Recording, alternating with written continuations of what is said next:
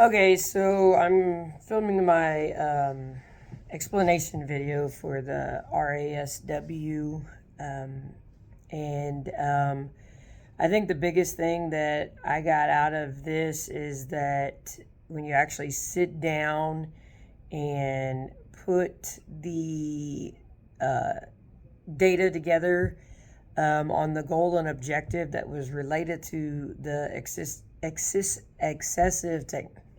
assistive technology, that it's kind of crazy to see some of the correlation between the thing that the student says they need to work on, what they feel comfortable with, also based on what the special education teacher has said, the OT um, for some of the students, the VI teacher, O&M, and also too just kind of looking at how you can accommodate these goals and objectives to help the student in the end.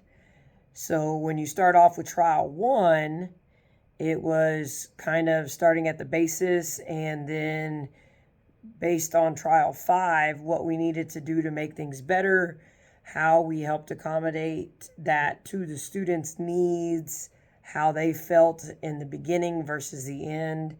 And it kind of reminded me of, just going back to my coaching, kind of reminded me of athlete when they start their season.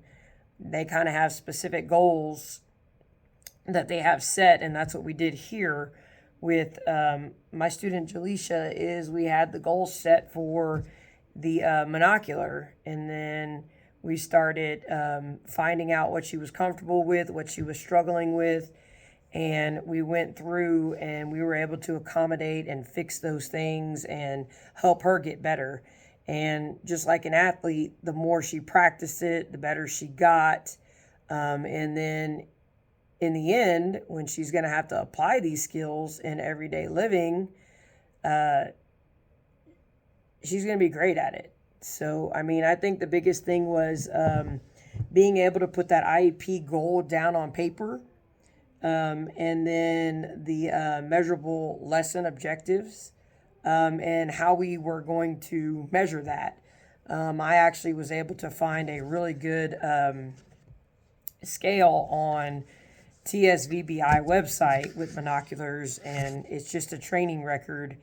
And you were able to list the device, the environment, and you don't really realize, on a cloudy day, how that affected her versus bright sunshine. And then, the color of the vehicles, these new colors of these vehicles, how hard it was for her to see.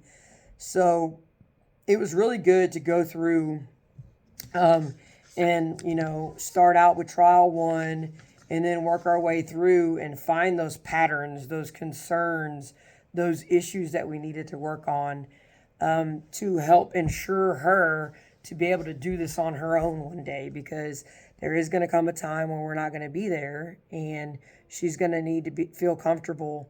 So, when we started out, we started talking about the walking aspect of using the monocular, whether it was handheld or clipped on. And then we kind of got her comfortable with walking. So then we talked about the possibility of getting a trike for her.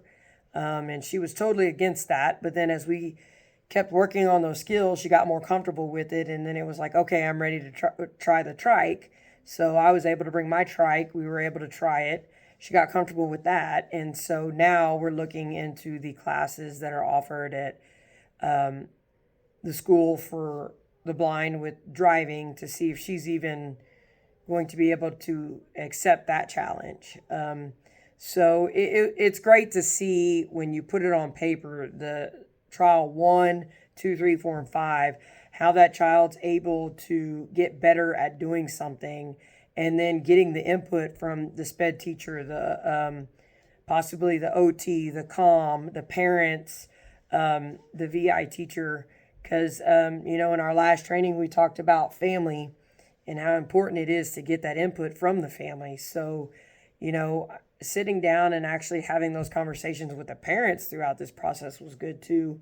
And it kind of gave them an insight into what we're doing, what the child's trying to do, the goals we have in place, and what it's going to take for us to get that child there. So, it's kind of like you doing that in home training with them, but you're not actually in the home helping them, but they're getting to see it on paper as well. Because as we did this, we were able to sit down and have a conversation with them about it. So, I think it's a really good process. And like you said, you're able to sit down and look at the strategies, look at the goals, the objectives, and get that input from everybody.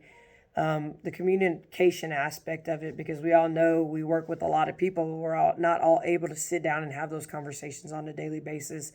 And then sit down and reflect on your data that you collected, and throughout the entire process, what needed to be done to get that student where we needed them to be, so that one day they are able to function on that independent level without us being there, or without as much assistance, because some kids will need it, will need that assistance, but so they're not fully relying on us, so they are able to do some things independently on their own. So that's it for me, signing off.